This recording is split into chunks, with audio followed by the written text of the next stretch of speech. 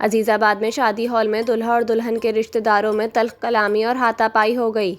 अजीज़ाबाद में 2 रोज़ कबल शादी हॉल में दुल्हा और दुल्हन वालों के रिश्तेदार आपस में लड़ पड़े। झगड़े के दौरान दोनों पार्टियों ने एक दूसरे की खूब दुर्गत बनाई, जबकि इस दौरान कुर्सियां भी चलीं। वाक़े की सीसीटीवी भी मंजर आम पर आई, जिसमें पहले दुल्हा और दुल्हन वालों के रिश्तेदारों के दरमियान तल्ख कलामी हुई और फिर हाथापाई शुरू हो गई, जबकि एक दूसरे पर कुर्सियां भी फेंकी गईं।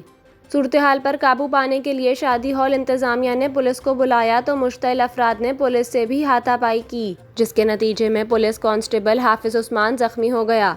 पुलिस ने झगड़ा करने के इल्ज़ाम में 3 अफराद यूनुस मसीह, हैरी और हैरी वल्द विक्टर को गिरफ्तार कर लिया, जबकि 30 से 40 नामालूम अफराद के खिलाफ अजीज़ाबाद थाने में मुकदमा दर्ज कर लिया गया, जिसमें हंगामा आराई, तोड़ फोड़ और पुलिस एहलकारों पर तशद्दुद की दिफ़ात शामिल की गई हैं।